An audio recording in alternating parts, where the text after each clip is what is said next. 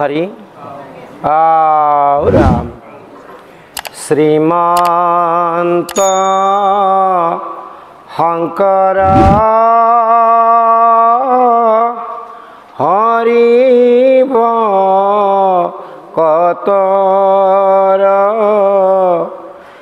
জানা যে নকল্প তৰু তাহান্ত বিনাই নাই নাই নাই আমাৰ পৰম গুৰু ৰাম তান্ত বিনাই নাই নাই নাই আমাৰ পৰম গুৰু ওম নমো ভগৱতে বাসুদেৱায়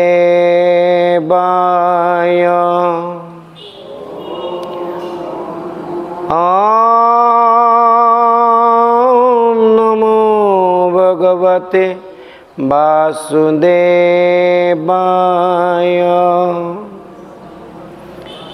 ওম নমো ভগৱতে বাসুদেৱায়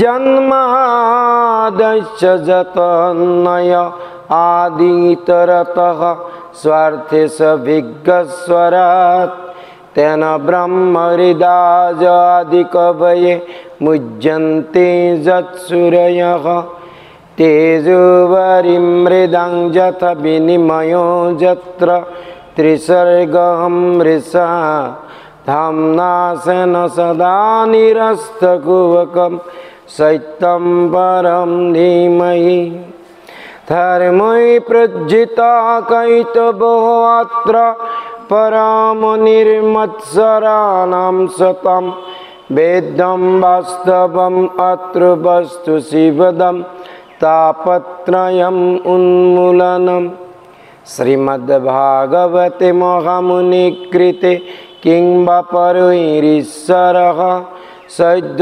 হৃদয়বরুধ্যতে অত্র কৃতিভি শুশ্রূষুভি তৎক্ষণাৎ নিগমকল্পতরুগলিতফলম সুখমুখাদ অমৃতদ্রবসংযুক্তম পিবত ভাগবতম রসম আলয়ম মুহুরহো রসিকা ভুবি ভাবুকা কৃষ্ণ হরি রাম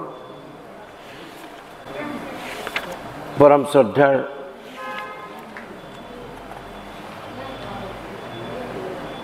আজির এই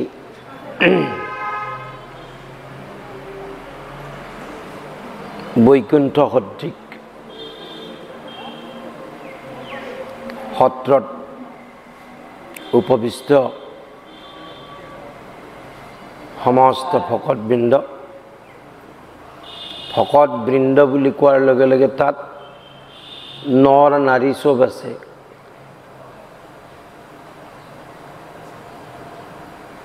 আপোনালোকে এইবাৰ ভাগৱতৰ তৃতীয় স্কন্ধৰ পৰা আৰম্ভ কৰিছে। অনাদি পাতন অত্যন্ত প্ৰয়োজনীয় গুৰুজনাৰ। যদি অনাদি পাতনে পঢ়া নাই তৃতীয় স্কন্ধত তেনেহ'লে কি পঢ়িলোঁ আমি? তৃতীয় স্কন্ধ গোপাল চৰণ দ্বিজ মহাপুৰুষ দেৱ দামোদৰৰ শিষ্য বংশী গোপাল আৰু বংশী গোপালৰ শিষ্য গোপাল চৰণ দ্বিজ বৈকুণ্ঠপুৰত থাকোঁতে, আজিও আছে কোচবিহাৰত বৈকুণ্ঠপুৰ, তাত তেওঁ এই তিনিটা স্কন্ধৰ অনুবাদ কৰিছে, তৃতীয়, সপ্তম আৰু অষ্টম। তৃতীয় স্কন্ধ যদি কোনোবাই বুজি পায় তেনেহ'লে ভাগৱত তত্ত্ব জ্ঞাত হ'ব। তৃতীয় স্কন্ধৰ যদি আগভাগ কোনোবাই সৃষ্টি তত্ত্বখিনি বুজি পায় তেনেহ'লে সেইজন এনেকুৱা ভকত হ'ব ঘৰ গৃহস্থী নালাগা হ'ব। এতিয়া তৃতীয় স্কন্ধ পৰাই ভাগৱত আৰম্ভ। আচলতে ভাগৱত আৰম্ভ হয় তৃতীয় স্কন্ধৰ পৰাই। ভাগৱতৰ যি 10 লক্ষণ স্বৰ্গ বিসৰ্গ স্থান পোষণ উতি মন্মন্থৰ ঈশানুকথা এইটো নিৰোধন মুক্তি আশ্ৰয়, এই আৰম্ভ হয় 10 লক্ষণযুক্ত মহাপুৰাণ শ্ৰীমদ ভাগৱত, যাক পুৰাণ সূৰ্য পুৰাণ অৰ্ক বুলি কয়, তৃতীয় স্কন্ধৰ পৰাই আৰম্ভ। তেনেহ'লে প্ৰথম আৰু দ্বিতীয় কি বোলে ভগৱানৰ চৰণ দুটই। পদ্ম পুৰাণত ভাগৱত বাংময়ী ভগৱানৰ এটা স্বৰূপ বৰ্ণনা কৰি থৈছে। ইয়াত দিছে না নাই নাজানো, কেশৱানন্দত আছে বোধহয়, ইয়াত আছে নে নাই নাজানো। প্ৰথম দ্বিতীয় স্কন্ধে আছে ভগৱানৰ মূৰ্তি। এইখিনি পদ্ম পুৰাণত ভাগৱতৰ স্বৰূপ বৰ্ণনা কৰিছে। প্ৰথম আৰু দ্বিতীয় স্কন্ধ চৰণ। সাধাৰণতে চৰণত শৰণাপন্ন হোৱা ইমান সহজ নহয়। যেতিয়ালৈকে আমাৰ প্ৰথম বিশ্বাস আৰু দ্বিতীয় শ্ৰদ্ধা এই দুটা যেতিয়ালৈকে নহয় তেতিয়ালৈকে আমি কাৰো চৰণতে শৰণাপন্ন নহওঁ বা নতিযুক্ত নহওঁ, অৰ্থাৎ কেতিয়াও শিৰণত নকৰোঁ। ভাগৱত ৰূপী ভগৱান তেন অয়ম বাংময় মূৰ্তি প্ৰত্যক্ষাৎ বৰ্ততে হৰে। ভাগৱত মহাত্ম্য 4ৰ্থ অধ্যায়। শ্ৰৱণাৎ সেৱনাৎ পঠনাৎ প্ৰশংসাত পাপ নাচিনী। ভগৱানৰ এই যি বাংময় মূৰ্তি, ইয়াক যদি শ্ৰৱণ কৰে, কোনোবাই যদি গৃহত ৰাখি চাকি বন্তিও জ্বলে থাকে শ্ৰদ্ধাপূৰ্বক, তেওঁলোকৰো পৰম মংগল হয়। পঢ়ক নপঢ়ক, গৃহত যদি ভাগৱতখন ৰাখি শ্ৰদ্ধাপূৰ্বক সুন্দৰকৈ পুৱা গধূলি যদি চাকি বন্তি জ্বলাই সেৱা কৰে, সেই গৃহস্থৰৰ মংগল হয়। কোনোবাই যদি প্ৰশংসা কৰে যে এওঁলোক কিমান পৰম ভাগ্যৱান, ইয়াতে আজি ঈশ্বৰৰ কথা শুনি আছে, ভাগৱত কথা, আমি ইমান দুৰ্ভাগ্য আমাৰ যে আমি আজি শুনিবলৈ সময় পোৱা নাই, সেইসকলে যদি ৰাস্তাইদি প্ৰশংসা কৰিও যায়, তেওঁৰো কৌটি জনমৰ পাতেক নাশ হয়। গতিকে এইখন ভাগৱতৰ তৃতীয় স্কন্ধ উৰুদ্বয়। আৰু ইয়াত আপোনালোকে আহি বিদুৰ আৰু মৈত্ৰেয় সংবাদ। বিদুৰে মৈত্ৰেয়ৰ আশ্ৰমলৈ গৈছে আৰু বিদুৰে মৈত্ৰেয়ক কিছুমান প্ৰশ্ন কৰিছে, আৰু সেই প্ৰশ্নৰ উত্তৰত আজি যিটো অধ্যায়, এই অধ্যায়টোত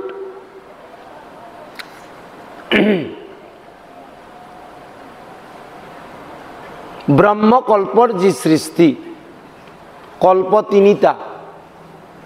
ব্ৰহ্মকল্প মানে ব্ৰহ্মই যি সৃষ্টি কৰে, পদ্মকল্প ব্ৰহ্মাই যি সৃষ্টি কৰে, আৰু এটা হ'ল বৰাকল্প, যি বৰাৰূপে ভগৱানে পৃথিৱীখন ৰসাতলৰ পৰা ওপৰত আনি স্থাপন কৰে।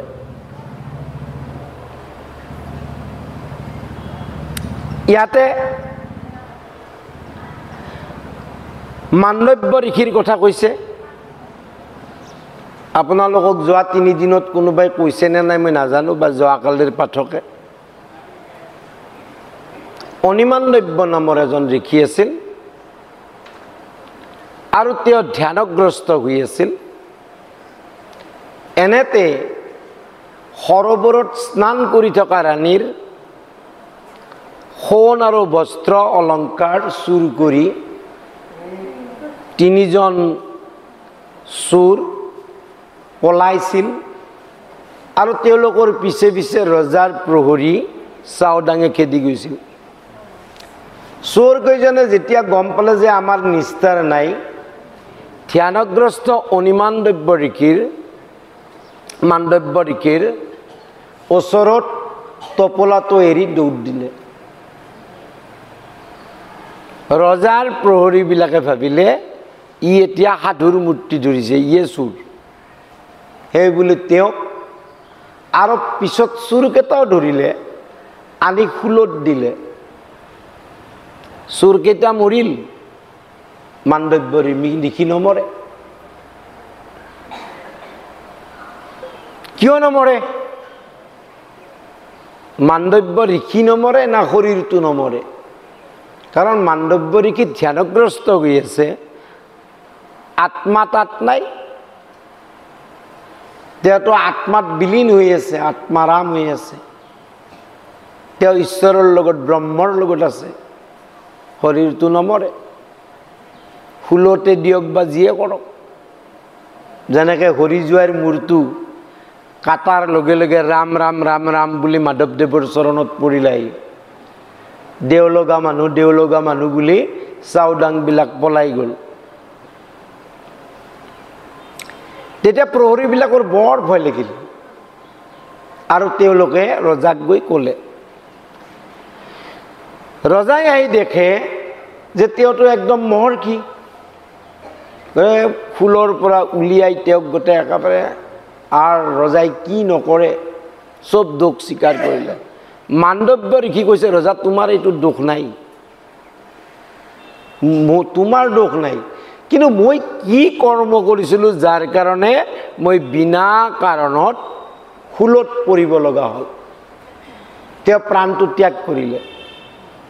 ত্যাগ কৰি তেওঁ যমৰ ওচৰত গ'ল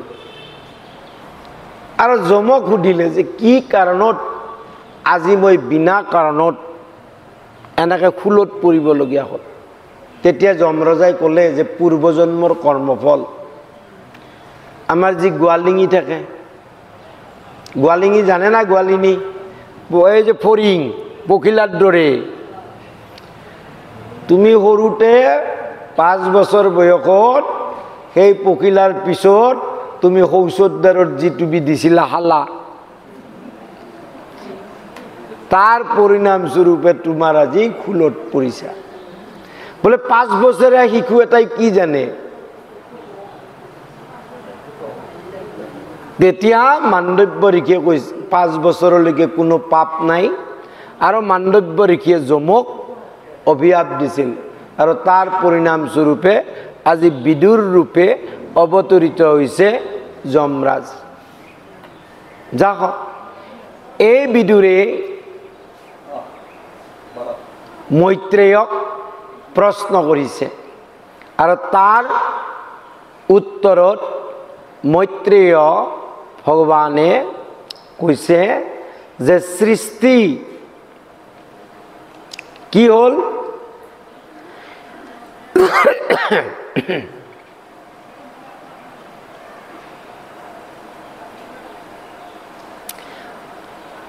সমস্ত জগত সংহৰি ঘুটি আছে নাৰায়ণ। বেদস্তুতি, বেদস্তুতি ইয়াতো কৈছে সমস্তে জগত প্ৰভু কৰিলা সংহাৰ। সংহাৰ যেতিয়া কৰে সমস্ত প্ৰকৃতিত যাই সোমায়। এণ্টেনা হেন আমাৰ যে টিভিৰ এণ্টেনা খলপ খলপকৈ খুলি যায়, আৰু জাপ যেতিয়া আমি তাক হেৰি কৰোঁ আৰু খলপ খলপকৈ ই সোমাই যায়। ভগৱানৰ সৃষ্টিও সেই একে। ব্ৰহ্মৰূপে তেওঁ আছে মাত্ৰ অকলে, আৰু কোনো নাই। সমস্ত তেওঁৰ গৰ্ভত অচেতন অৱস্থাত, জড় অৱস্থাত কি আছে? প্ৰকৃতিখণ্ড। ভগৱানৰ কি হ'ল? একেশ্বৰে আছে মাত্ৰ জগত আধাৰ। তেওঁ মাত্ৰ অকলে আছে আৰু কোনো নাই। প্ৰপঞ্চ নাই, অৰ্থাৎ পঞ্চভৌতিক জগতখন নাই। নাই যদি মই লীলা কেনেকৈ কৰোঁ কৰে। ভগৱানেও কি কৰে যে প্ৰপঞ্চ নেদেখি মনত সুখ নাই, আৰু তেতিয়া তেওঁ ভাবিলে সৃষ্টি কৰাৰ কথা ভাবিলে।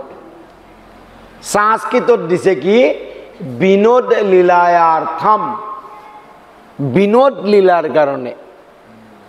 আমি প্ৰত্যেকে ভগৱানৰ এজন এজন এক্টৰ এক্ট্ৰেছ, এক্টৰ এক্ট্ৰেছ। আমাৰ ৰোলটো যদি ভালকৈ কৰোঁ তেনেহ'লে আমি পুনৰ ভগৱানৰ ওচৰত যাম। কিন্তু ৰোলটো কৰোঁতে যদি ৰাস্তাত ঘটমট কৰোঁ, যেনেকৈ থিয়েটাৰ পাৰ্টিৰ মানুহবিলাকক প্ৰযোজকে বাহিৰ কৰি দিয়ে, আমাৰো সেই গতি হয়। বুজি পাইছে নাই? আমাক কৈছে কি যে মনুষ্যখান দুৰ্লভ জন্ম তোমালোকক দিছোঁ, যি জন্ম দেৱতাইও পাব বিচাৰে। তোমালোকে পৰম পুণ্যৰ ফলত, কত জন্মৰ পুণ্যৰ ফলত তোমালোকক মনুষ্য শৰীৰত দিছোঁ, যি শৰীৰত মাত্ৰ ঈশ্বৰৰ ভজনা কৰিব পাৰি।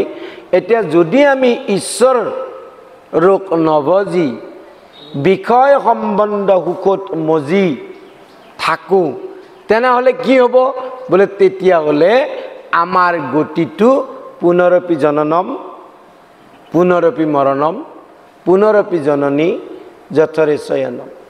পুনঃ পুনঃ আমি এই সংসাৰত নানা জনিত আমি জন্মিব লাগিব, মৰিব লাগিব। মায়া সজ্জাত তিনি প্ৰকাৰৰ তাপত দগ্ধ হৈ থাকিম। ভগৱানে কৈছে যে তেওঁ যেতিয়াই সৃষ্টি কৰিবলৈ ইচ্ছা কৰিলে, মই কিয় এইখিনি কৈছোঁ যদিও কালি পঢ়িছে, মই কোৱাৰ উদ্দেশ্য হ'ল এইখিনি যদি বুজি পায় বহুত কামত আহিব। লগে লগে তেওঁ একৰ পৰা দুই হ'ল। কি দুই হ'ল? প্ৰকৃতি পুৰুষ। মাধৱদেৱ মহাপুৰুষে কি কৈছে? ও প্ৰকৃতি পুৰুষ দুইৰ নিয়ন্তা মাধৱ। প্ৰকৃতি পুৰুষ দুয়োটাৰে নিয়ন্তা কোন? মাধৱ। বোলে ক'ত মাধৱ আছিল? ব্ৰহ্মই আছে। নিৰ্গুণ, নিৰাকাৰ, নিৰ্বিকাৰ, নিৰাময়, নিৰঞ্জন ব্ৰহ্ম। চাব দেই, চব শব্দবিলাক পাইছে আপোনালোকে যুগলে তুগলে চাৰিওফালে।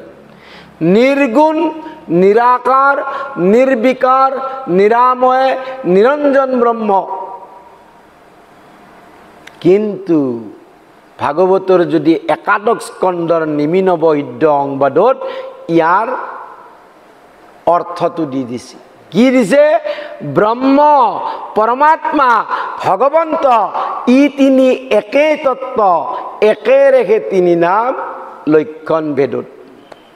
ব্ৰহ্ম পৰমাত্মা, যোগীয়ে যি চিন্তে পৰমাত্মা, জ্ঞানীয়ে যি চিন্তে ব্ৰহ্ম, আৰু ভকতে যি চিন্তে ভগৱন্ত, এই তিনিওটা এক এক। মাত্ৰ কি বোলে? লক্ষণ ভেদ। কি লক্ষণ ভেদ? বোলে এক যি নিৰ্গুণ ব্ৰহ্মই বিনোদ লীলা কৰাৰ কাৰণে এইবাৰ দুই ৰূপ হ'ল, প্ৰকৃতি পুৰুষ। প্ৰকৃতিত পুৰুষে বীৰ্যাদান বুলি লিখিছে ইয়াতে। প্ৰকৃতি মানে ভগৱানৰ এটা মায়া শক্তি, মনত ৰাখক।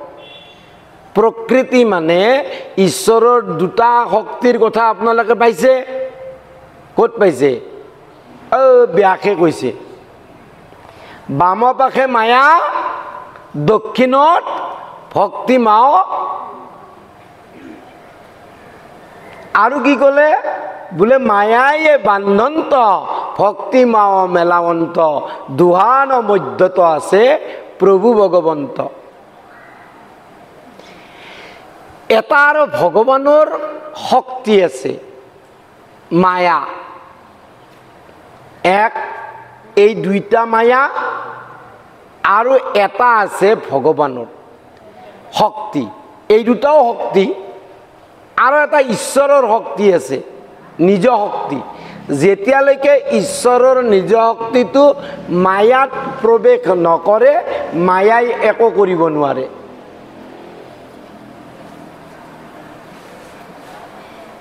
মায়াই একো কৰিব নোৱাৰে। এতিয়া ইয়াতে কৈছে কি, পুৰুষে মায়াত বীৰ্যদান কৰিলে, মায়াত পুৰুষ ৰূপে কইলা বীৰ্যদান। আমি ভাবিম আমাৰ দৃষ্টিত আমি পঞ্চভৌতিক শৰীৰত আছোঁ, বীৰ্যদান, আমি সেইটো ভাবোঁ। নহয়, ভগৱানৰ যি নিজ শক্তি, সেই শক্তিটো সঞ্চাৰিত কৰি দিলে ক'ত? প্ৰকৃতিত। কিয়? বোলে প্ৰকৃতি ইমান সময় অচেতন হৈ আছিল, আৰু অচেতনত একো কামত নাহে। শুকান কাঠডালত গজালি ওলব নেকি? নলয়। কিন্তু সেই কাঠডাল যদি কোনোবাই, শুকানডাল নহয় যদি তাৰ যেতিয়া কেঁচাই আছিল তাক যদি মাটিত পুতি থয়, তাৰ পৰা গজালি ওলয়। ভগৱানৰ যিটো শক্তি নিজ মায়া, সেইটো প্ৰকৃতিত সঞ্চাৰ কৰিলে, কৰাৰ লগে লগে এটা সন্তান জন্মিল। আমাৰ ভাষাত কি নাম? মহৎ কুমাৰ। মনত ৰাখক, মহৎ কুমাৰ। মহৎ কুমাৰত পুনৰ ভগৱানে নিজ শক্তি সঞ্চাৰিত কৰিলে, কৰাৰ লগে লগে 3টা পুতেক জন্মিল। সাত্বিক অহংকাৰ, ৰাজসিক অহংকাৰ, তামসিক অহংকাৰ। সাত্বিক, ৰাজস, তামস। সাত্বিক অহংকাৰৰ পৰা কাৰ জন্ম হ'ল? 10জন দেৱতাৰ। কি কি দেৱতা? পঞ্চ জ্ঞানেন্দ্ৰিয় কি? চকু, কাণ, নাক, জিভা, ছাল। চকুত কোন আছে? আদিত্য। কাণত দিকপাল, নাকত অশ্বিনী কুমাৰ, জিভাত বৰুণ, ছালত বায়ু। 5টা। পঞ্চ কৰ্মেন্দ্ৰিয়, মুখ, হাত, ভৰি, মুখ, উপস্থ আৰু পায়ু। মুখত কোন? অগ্নি। হাতত কোন? বিষ্ণু, ইন্দ্ৰ। ভৰিত বিষ্ণু। যৌনাংগত প্ৰজাপতি। শৌচদ্বাৰত যম। 10টা দেৱতা হ'ল সাত্বিক অহংকাৰৰ পৰা। 10টা দেৱতা জন্মিল। ৰাজসিক অহংকাৰৰ পৰা কি জন্মিল? এই 10 ইন্দ্ৰিয়। ৰাজসিকৰ পৰা কি হ'ল? সাত্বিকত হন্তে উপজিল দেৱছয়। আৰু ৰাজসিকৰ পৰা কি জন্মিল? বোলে ৰাজসিকৰ পৰা জন্মিল 10টা ইন্দ্ৰিয়, 10 ইন্দ্ৰিয়। পঞ্চ জ্ঞানেন্দ্ৰিয়, পঞ্চ কৰ্মেন্দ্ৰিয়। আৰু তামসৰ পৰা, তামসত কি জন্মিল? পঞ্চভূত আৰু পঞ্চ তন্মাত্ৰ। পঞ্চভূত মানে ক্ষিতি, অপ, তেজ, মৰুত, ব্যোম। আৰু পঞ্চ তন্মাত্ৰ কি?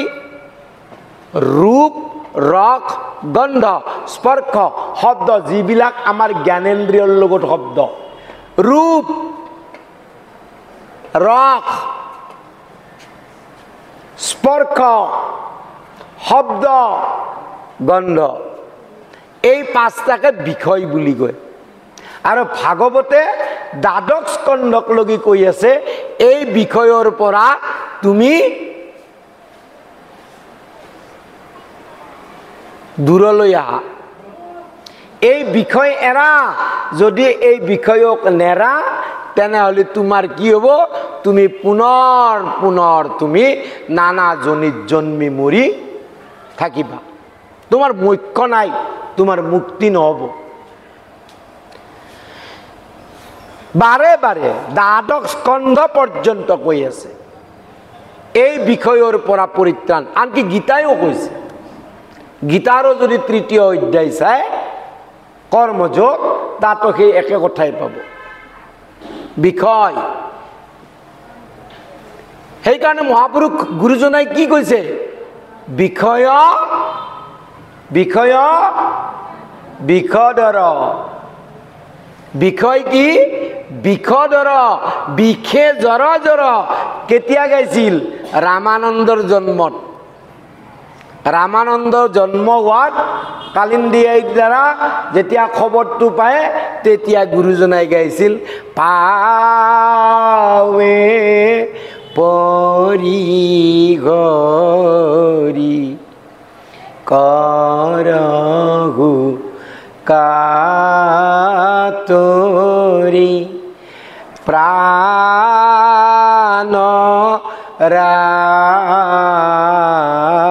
ৰাখবি মোৰ আৰু সেইকাৰণে ভাগৱতত ইয়াতে পাব আপোনালোকে ইয়াতে কৈছে যেতিয়া কপিল ভগৱানৰ তাত আহিব তাত পাব ইটো গৃহবাস নৰকৰ পথ মাকক কৈ আছে এই গৃহবাস নৰকৰ পথ গৃহত থাকা কিন্তু গৃহক চিত্তত নাৰাখিবা ইয়াতে কি হল এই যে পঞ্চভূত আৰু পঞ্চতন মাত্ৰ দ্বাৰাই কি হল জন্মিল কি আহিল 24 তত্ত্ব আহিল 24 তত্ত্বই কি কয় আমি একো কৰিব নোৱাৰো 24 তত্ত্ব পৰি আছে ভগৱানক স্তুতি কৰে হে প্ৰভু আমাৰ একো শক্তি নাই তেতিয়া ভগৱানে কি কৰে জীৱ অংকে প্ৰবেশিলা গাঁৱে গাঁৱে ভগৱানে 24 তত্ত্বত প্ৰবেশ কৰিলে সেইকাৰণে ভগৱানৰ এটা নাম ঋষিকেশ সমস্ত ইন্দ্ৰিয়ত প্ৰবেশ কৰিল গতিকে তেওঁৰ নাম ঋষিকেশ গতিকে যেতিয়া তেওঁ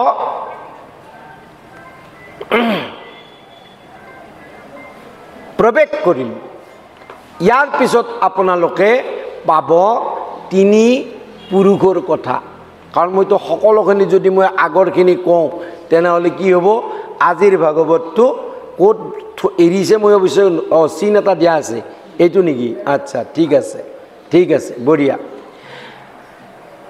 মৈত্ৰেয়ে কৈছে যে তত্ত্ববিলাকে 24 তত্ত্বই যেতিয়া এনেকৈ স্তুতি কৰিলে অন্তৰ্যামী ঈশ্বৰে তাত অধিষ্ঠান কৰিলে আৰু কৰাৰ লগে লগে কি হ'ল ব্ৰহ্মাণ্ড নিৰ্মাণ হ'ল এটা অণ্ড আহিল সুবৰ্ণৰ অণ্ড এটা আৰু অণ্ড যেতিয়া হ'ল তাত কি সহস্ৰ বৎসৰ মানে জলে কয়লা বাস এতিয়া চাব দেই কি হ'ল ইয়াত বোলে তাত পাছে ঈশ্বৰ পুৰুষে কৰি লীলা নাৰায়ণ ৰূপে পাছে অন্ধে প্ৰৱেশিলা ব্ৰহ্মাণ্ডত প্ৰৱেশ কৰিল মনত ৰাখক কাৰণোদকচাই বিষ্ণু প্ৰথম পুৰুষ গৰ্ভোদকচাই বিষ্ণু দ্বিতীয় পুৰুষ ক্ষীৰোদকচাই বিষ্ণু তৃতীয় পুৰুষ তিনিজন পুৰুষৰ কথা আছে ইয়াত যেতিয়া নাৰায়ণ ৰূপে তাত প্ৰৱেশ কৰিল তত্ত্ববিলাকৰ প্ৰাৰ্থনাক স্মৰণ কৰি ব্ৰহ্মাণ্ডক নানা ভাগত ভাগ কৰিল কেইটা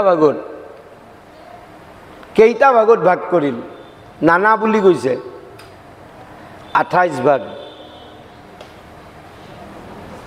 একাদশ স্কন্ধত সেই 28 তত্ত্বৰ কথা আছে আৰু সেই 28 তত্ত্বক লৈয়ে আমাৰ গুৰু আসনত 28টা সিংহ আছে না নাই সাতখলপীয়া বৈকুণ্ঠত চাৰিওভাগে চাৰিটাকে কেইটা আছে 28টা নৈমিষাৰণ্যত কিমান হাজাৰ ঋষি 28,000 জাম্বৱন আৰু কৃষ্ণৰ মাজত যুদ্ধ কিমান 28 দিন আৰু আছে কেইটামান 28 ভাগৱতখন যদি ভালকে পঢ়ে এই 28টো বুজি পাব মহাপুৰুষ গুৰুজনায়ো আনিল তাতে 28 একাদশ স্কন্ধত সংস্কৃত ভাগৱতত সুন্দৰকে 28 তত্ত্বৰ কথা উল্লেখ কৰা আছে একাদশ স্কন্ধ আৰু এই 28 তত্ত্ব যেতিয়ালৈকে পৰিশুদ্ধ নহয় তেতিয়ালৈকে তাৰ ওপৰত কি আমৈ ঘৰ কাৰ? য'ত আমি ভগৱানক প্ৰতিষ্ঠিত কৰোঁ। ভগৱান ক'ত আছে? আমৈ ঘৰত, একেবাৰে ওপৰত। এই ব্ৰহ্মাণ্ডৰ বাজ, এই ব্ৰহ্মাণ্ডৰ বাজ। ব্ৰহ্মাণ্ডৰ ভিতৰত নহয় বৈকুণ্ঠ, ব্ৰহ্মাণ্ডৰ বাহিৰত। এতিয়া একদম 7 নম্বৰ হলপটো তপলোক, ব্ৰহ্মলোক,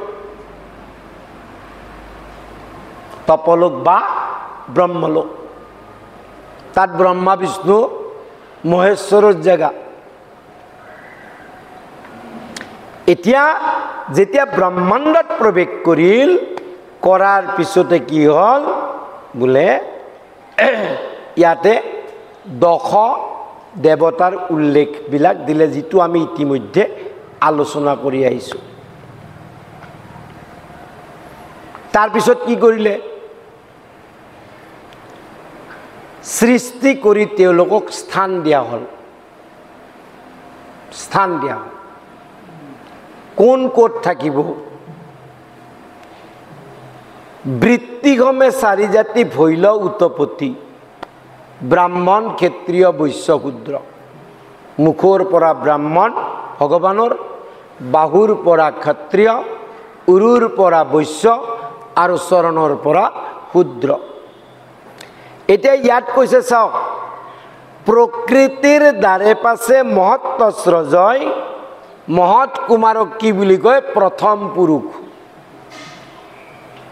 প্ৰথম পুৰুষ, মহৎ কুমাৰকে প্ৰথম পুৰুষ বুলি কয়।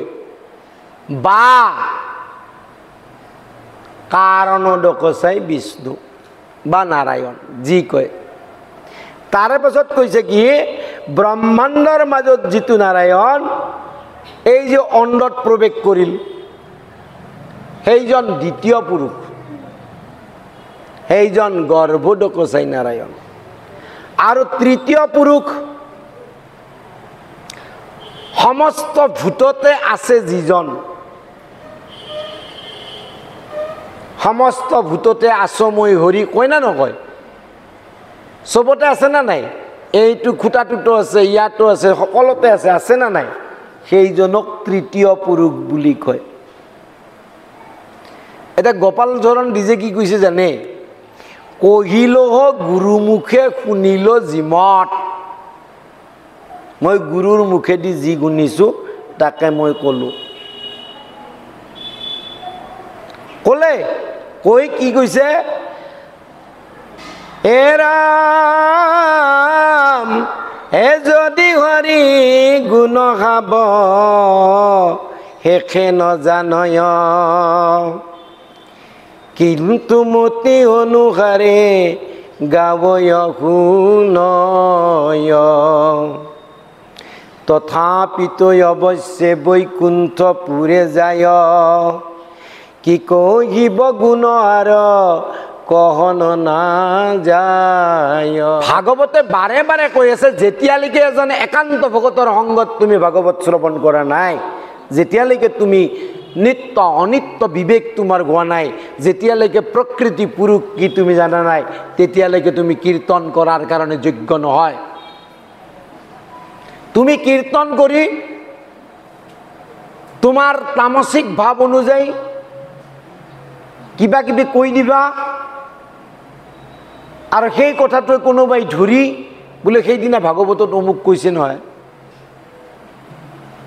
গীতাৰ 3য় অধ্যায়ত ভগৱান কৃষ্ণই তাকে কৈছে অৰ্জুনক, হে অৰ্জুন, জ্ঞানীসকলে যি ধৰ্ম আচৰণ কৰে তাকে অজ্ঞানীসকলে ধৰ্ম বুলি ভাবে আৰু অনুসৰণ কৰে।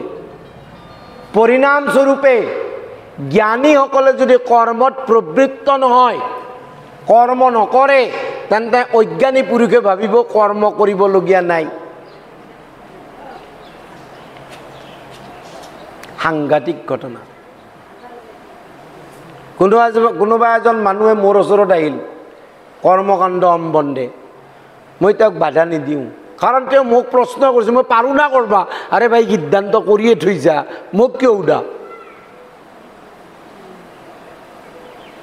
কিন্তু তুমি যদি মোক সোধা মই এনেকে কৰিম,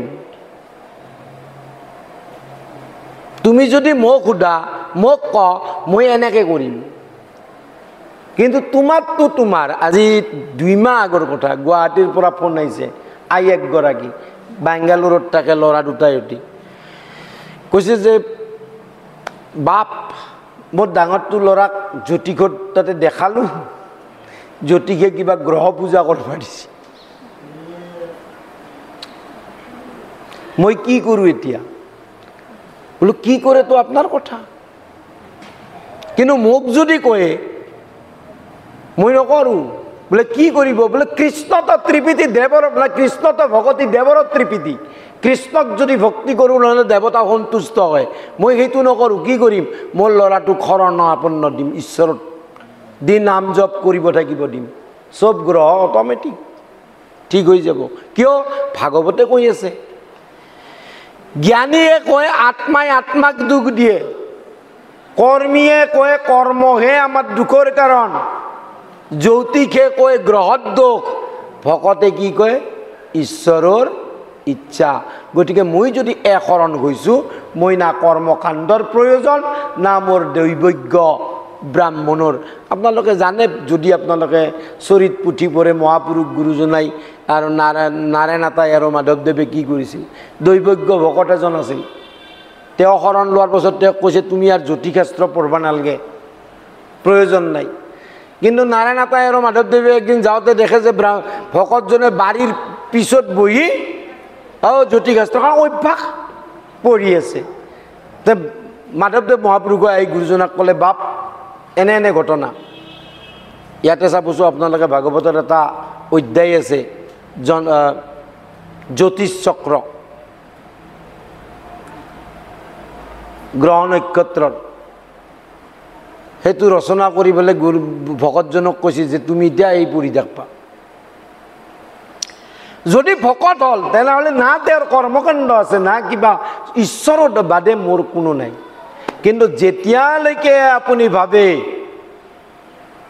যে মোৰ সকলো আছে, মোক সকলো লাগে, তেতিয়ালৈকে অবিৰক্ত ভকতৰ বেদলংগিবাৰ দোষ।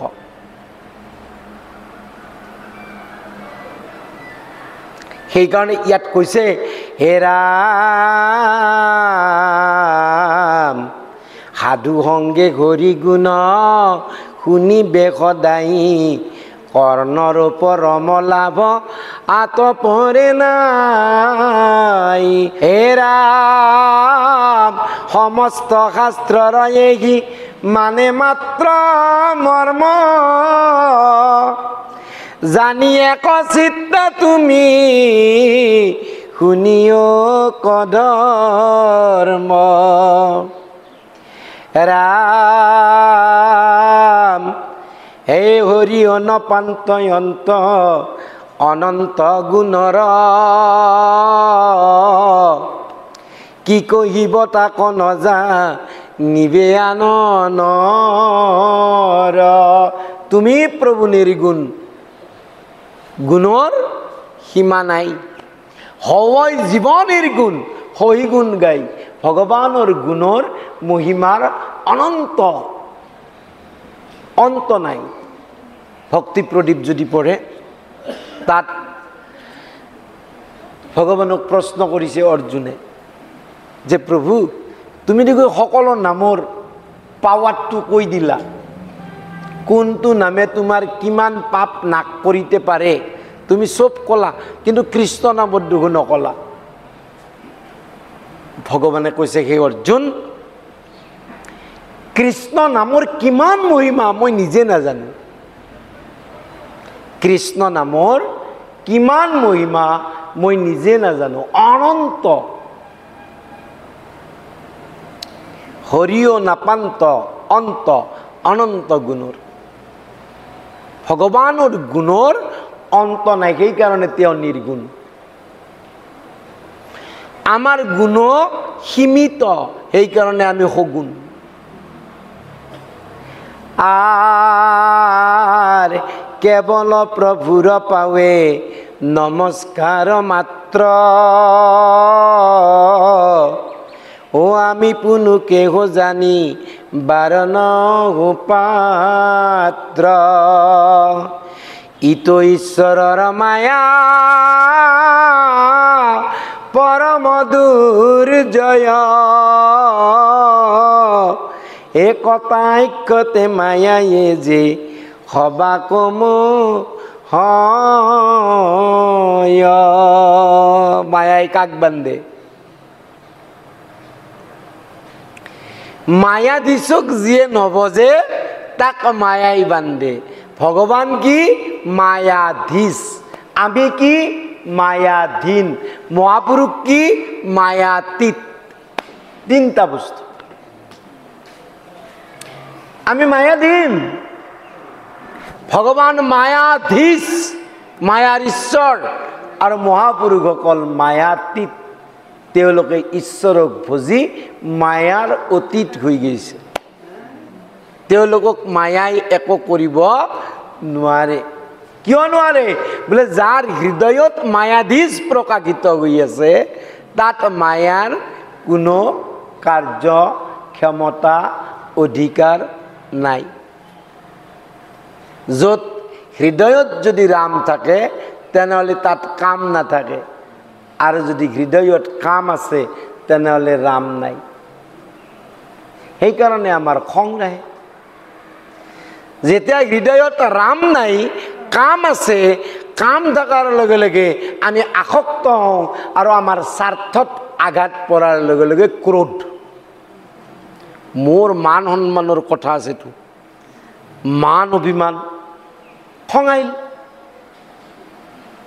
10 মিনিট বহি আপনি চিন্তা কৰক, আপোনাৰ যদি ক্ৰোধ আহিছে তেনেহ'লে আপোনাৰ কিবা স্বাৰ্থত নিশ্চয়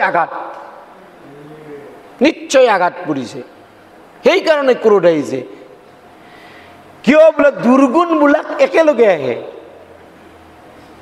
সংগাত সঞ্জায়াতে কামঃ। যেতিয়া বিষয়ৰ সংগ ল'ব তেতিয়া কামনা অট'মেটিক আহে। ৰূপ ৰস গন্ধ স্পৰ্শৰ যেতিয়া সংগত থাকিব আপোনাৰ কামনা আহিবই। কামাত ক্ৰোধাভিজায়তে গীতা।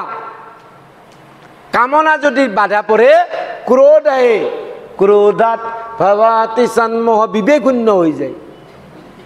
সন্মোহাত স্মৃতি বিভ্ৰম, চব পাহৰি যায়। মই ভকত, না মই পিতেক, না মই কিবা মাতৃ, কিবা একো নাই। আৰু স্মৃতি ভংসাত বুদ্ধিনাশ, বুদ্ধিনাশাত প্ৰণশ্যতি। গতিকে ভাগৱতৰ অৰ্থ কি? বোলে ভাগৱতৰ অৰ্থ, ভাগৱতৰ কাম কি? ভক্তিৰ মুখ্য হেৰি কি? বোলে ভক্তিৰ ফল ভক্তি। ভক্তিৰ ফল ভক্তি। ভক্তি মানে প্ৰেম, ভগৱত প্ৰেম। যেনেকে নাতিটোক প্ৰেম কৰে, যেনেকে পুতেকবিলাকক প্ৰেম কৰে, যেনেকে নিজৰ ধন সম্পদৰ প্ৰতি প্ৰেম। আনকি কুকুৰটো মৰাৰ পাছত ইমান দুখ পায় যে মায়েকে মৰতো ইমান দুখ পোৱা নাই। এনে প্ৰেম, এনে প্ৰেম। এই যে প্ৰেমটো ক'ত? ঈশ্বৰত। তাৰ নাম ভক্তি। ভক্তি মানে অন্য একো নহয়। ভক্তি মানে বোলে এইয়ে ভক্তি নেকি? বোলে এই ভক্তিৰ প্ৰাসংগিক। ৰাতিপুৱা প্ৰসংগ কৰিছে, সন্ধিয়া প্ৰসংগ কৰিব, এতিয়া কৰ ভাৰ আহিব, কি বুলি কয় ভাদ মাহত 1 মাহ ভাগৱত পাঠ মই কৰি আছোঁ বা কোনোবাই কৰে, আপোনালোকে শ্ৰৱণ। ই ভক্তিৰ প্ৰাসংগিক, কিন্তু ইয়ে ভক্তি নহয়। কিয় নহয়? বোলে ক'ব কপিল ভগৱানে, বোলে যদি ভক্তি কৰিব লাগে মন শুদ্ধ হেতু, ভক্তি বিনে আৰু নাই। কিন্তু ভক্তি কি? সৎ সংগত ঈশ্বৰৰ গুণ যশ লীলা শ্ৰৱণ কীৰ্তন কৰি আমি কি কৰিব লাগিব? বোলে আমাৰ যি গুণৰ উত্তৰণ কৰিব লাগিব। তমৰ পৰা তমৰজ, তমৰজৰ পৰা ৰজ, ৰজৰ পৰা ৰজসত্ব, তাৰপিছত সত্বলৈকে নিব লাগিব। এতিয়া ইয়াতে কৈছে যে ঈশ্বৰৰ মায়া পৰম দুৰ্জয়। যেতিয়ালৈকে মায়াধীশক একান্তভাৱে নভজে তেতিয়ালৈকে ঈশ্বৰৰ মায়াৰ পৰা হাত সাৰা সম্ভৱ নহয়। তেনেহ'লে কি কৰিব লাগে? হে নয় মায়াৰ প্ৰতি মোৰ ইষ্ট দেৱ। মায়াৰ প্ৰতি যদি মোৰ ইষ্টদেৱ হয়, আর কোটি কোটি বারতান পদে করো সেব, এতে কবলন্তে প্রেমে মৈত্রেয় মহন্ত, অরুণত চরণতি চিন্তি তম্বীর গিলন্ত। হুকে প্রশ্ন করিলে, পরীক্ষিতক কৈছে পুনৰ, বোলে এনেকে যেতিয়া আছে বিদুৰ বদতি গুৰু চেদিও সংশয়, কি নিৰ্বিকাৰ হৰি কেনে কৰে কৰ্মচয়। যি ভগৱান পূৰ্ণ কাম, না জন্ম আছে না কৰ্ম আছে না একোৱেই নাই, সেই হৰি আৰু কৰ্ম কিয় কৰে? আজি ৰাতিপুৱা ফেচবুকত মই লাইভ আহি আছোঁ, গীতা 3য় অধ্যায়লৈকে পাইছোঁ ফেচবুক লাইভত। একে কথা ভগৱানে কৈ আছে, এই অৰ্জুন, তিনিও লোকত মোৰ কোনো কৰ্ম নাই, মোৰ কৰিবলগীয়া একোৱেই নাই। যিহেতু মই পূৰ্ণ কাম, গতিকে মোৰ কৰিবলগীয়া একো নাই, কিন্তু মই কৰ্ম কৰোঁ। কিয় কৰোঁ? যে মই যদি নকৰোঁ আনে ভাবিব কৰ্ম কৰিব নালাগে। তেনেহ'লে কি হ'ব? বোলে যিসকল অজ্ঞানী পুৰুষ সেই সকলৰ কাৰণে বিষম যন্ত্ৰণা হ'ব। কিয়? বোলে মানুহে কৰ্ম নকৰাকে এক ক্ষণো থাকিব নোৱাৰে। কৃষ্ণই কৈ আছে, মানুহে কৰ্ম নকৰাকে এক ক্ষণো থাকিব নোৱাৰে। হয় মনেদি, নহয় বাণী দি, নহয় শৰীৰেদি, কৰ্ম কৰিবই। গতিকে যিহেতু কৰ্মই কৰে, আৰু যেতিয়ালৈকে দেহ আছে, দেহ থকালৈকে, দেহত যদি তুমি ভাবা মোৰ দেহ আছে, কৰ্ম কৰিবই লাগিব। অৰ্জুনক কৈ আছে, মই কিয় কৰোঁ? যাতে আনবিলাকে মোৰ পৰা এইটো নিশিকে যে মই কৰ্ম নকৰোঁ, গতিকে তেওঁলোকেও নকৰা হ'ব নালাগে। জ্ঞানী পুৰুষে সেইকাৰণে অজ্ঞানী লোকসকলক কৰ্ম কৰাৰ কাৰণে প্ৰেৰিত কৰে, কৰা কৰা কৰা। কিন্তু কেনেকে কৰ্ম কৰিলে কৰ্ম ফল ভোগ কৰিব নালাগে, সেই বুদ্ধিটোৰ নামে যোগ। কৰ্ম কৌশলম, তাৰ নামে যোগ। এইটো শিকিব লাগিব। কোনে শিকাই? বোলে ভাগৱত আৰু গীতাই। কেনেকে? বোলে অনাসক্ত হৈ ঈশ্বৰৰ কৰ্ম বুলি যদি ঈশ্বৰত অৰ্পিত কৰি কোনোবাই কৰ্ম কৰে, তেনেহ'লে সেই কৰ্মৰ ফল প্ৰাপ্তি নহয়, আৰু নহ'লে ভোগ কৰিবলগীয়া নাই। ঠিক আছে? কৰ্ম বন্ধনৰ কাৰক নহয়। কি? বোলে কৰ্ম ফলহে একমাত্ৰ বন্ধনৰ কাৰক। কৰ্ম ফলহে বন্ধনৰ কাৰক। গতিকে কৰ্ম কেনেকে কি কৌশলত কৰিলে ফল প্ৰাপ্তি নহয়, যাতে আমি ভোগ কৰিব নালাগে, সেই বুদ্ধিটো শিকাই কোনে? গীতা আৰু ভাগৱতে। আৰু সেইকাৰণে কৈছে শাস্ত্ৰৰ উত্তম গীতা ভাগৱত। উদ্ধৱে প্ৰশ্ন কৰিছে কৃষ্ণক একাদশত, কত বোলে কৰ্ম কৰা, কত বোলে পৰিহৰা, আকে শুনি ভ্ৰমে মৰমতি। তুমি কৰবাত কৈছা কৰ্ম কৰিব লাগে, কৰবাত কৈছা কৰ্ম কৰিব নালাগে। এইবিলাক কথা শুনি মই ভ্ৰমিত হৈছোঁ। কৰবাত কৈছা যে তুমি বেদে মুক্তি দিব পাৰে, কৰবাত কৈছা অমুকে কৰিব পাৰে, আৰু তুমি এতিয়া কৈ আছা মোক ভক্তি কৰিব লাগে। কি কৰিব লাগে? ভকতিহে পৰম পন্থ তুমি বুলি ক'লা। তেতিয়া ভগৱানে কৈছে, হে জ্ঞানে গতি কমে বেদ, জানা তাৰ পৰিচ্ছেদ, আছে জ্ঞান ভকতিৰ মাজে, ভকতি কাৰণতে জানা, আপুনি উপজে জ্ঞান, যোগ চিন্তি মৰে মিছা কাজে। ভগৱানে উপদেশ দিছে। সেইকাৰণে জ্ঞান আৰু কৰ্ম ভক্তি অবিহনে সমস্ত মিছা। কিন্তু ভক্তি যদি কৰে তেনেহ'লে জ্ঞান বৈৰাগ্য এনেই হ'ব।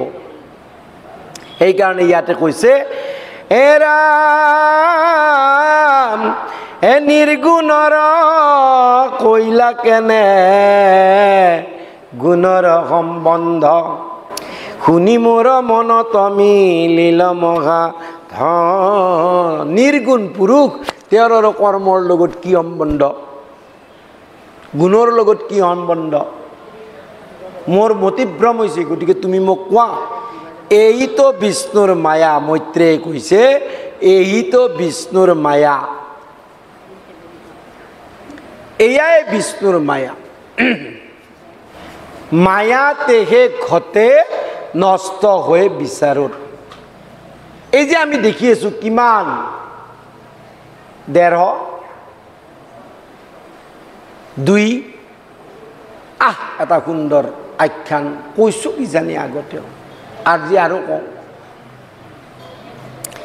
এজন ৰাজাৰ মনত প্ৰশ্ন আহিল, ভগৱান কেইটাই? এই মানুহে দুগো, এই হনুমান, এই শনি, এই অমুক শিৱ, এই অমুক, ইমান ভগৱান। ৰাজাই ভাবিল ভগৱান কেইটা?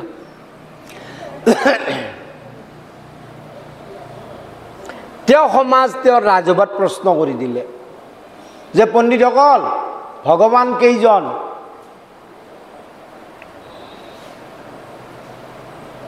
দ্বিতীয় প্ৰশ্ন, ভগৱান ক'ত থাকে?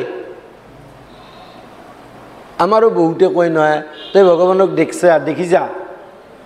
ক'ত আছে ভগৱান? বহুতে আমাকো কয়। আৰু ভগৱানে কি কৰে? এই 3টা প্ৰশ্ন, ভগৱান কেইজন, ভগৱান ক'ত থাকে আৰু ভগৱানে কি কৰে, এই 3টা প্ৰশ্নৰ উত্তৰ ৰজাক লাগে। পণ্ডিতবিলাকে বহুত কিবা কিবি উত্তৰ দিলে, ৰাজাই প্ৰত্যয় নগ'ল, অৰ্থাৎ বিশ্বাস নজন্মিল। এদিন ৰজা ঘোঁৰাত উঠি ৰাস্তাৰে গৈ আছে, এনেতে দেখে সন্মুখৰ ফালৰ পৰা এজন সাধু আহিছে। ৰাজাই ঘোঁৰাৰ ওপৰত উঠিয়ে সাধুজনক প্ৰশ্ন কৰিলে যে, হে মুনিবৰ, মোৰ কেইটামান প্ৰশ্ন আছে। বোলে তুমি প্ৰশ্নৰ যদি তোমাক উত্তৰ দিব লাগে, তেনেহ'লে তুমি ঘোঁৰাৰ ওপৰত আৰু মই মাটিত, এনেকৈতো নহ'ব। বোলে কি? বোলে তুমি তোমাৰ গৃহক লগি মোক লৈ যোৱা, তাত সুন্দৰকৈ থকা খোৱাৰ ব্যৱস্থা কৰা, প্ৰশ্ন কৰা, উত্তৰ মই দিম। সাধুজনক লৈ অহা হ'ল ৰাজপ্ৰাসাদৰ সন্মুখৰ, কাৰণ সাধুটো ৰাজপ্ৰাসাদত নাথাকে। সন্ন্যাসীৰ আৰু এটা ধৰ্ম, সন্ন্যাসীয়ে কাৰো গৃহত অন্ন ল'ব নোৱাৰে, বাউণ্ডাৰীৰ ভিতৰত। সন্ন্যাসী কাৰো গৃহত প্ৰৱেশ কৰিব নোৱাৰে, যদি কৰে শেষ, তাত ধৰ্মভ্ৰষ্ট। সন্ন্যাসী কাৰো গৃহত থাকিব নোৱাৰে, প্ৰৱেশ কৰিব নোৱাৰে। আৰু সন্ন্যাসী কেতিয়াও কাৰো বাউণ্ডাৰীত প্ৰসাদ নলয়। তা সাধুক ৰাজপ্ৰাসাদৰ সন্মুখত, ৰাজসভাৰ সন্মুখত, বাগিচাৰ মাজত এটা পৰ্ণগুটিৰ সাজি তাতে থাকিব দিয়া হ'ল। থকা খোৱাৰ ব্যৱস্থা হ'ল। যেতিয়া হ'ল, 2 দিন পিছত ৰজা আহিছে। বোলে মোৰ প্ৰশ্নৰ উত্তৰ। বোলে অকলে শুনিবা না সভাসদৰ লগত শুনিবা? বোলে ৰাজ্যৰ প্ৰজাবিলাক থাকিলে ভাল। বোলে তেনে এটা কাম কৰা, তুমি সভা মাতা। ৰজাই সভা মাতিল। এনেকৈ ৰজা বহি আছে সন্ত সন্মুখত। সন্তক প্ৰশ্ন কৰিবলৈ, ৰজা এতিয়া প্ৰশ্ন কৰা। ৰাজাই বোলে মোৰ প্ৰথম প্ৰশ্ন, ভগৱান কেইজন? বোলে মহাৰাজ যদি এইটো প্ৰশ্নৰ উত্তৰ দিব লাগে আপুনি দুখন কাঁহী লৈ আহক আৰু এখন কাঁহীত ডাঙৰ ডাঙৰ মণি কেইটামান লৈ আহক। মণি কেইটামান অনা হ'ল। ৰজাক ক'লে গণক,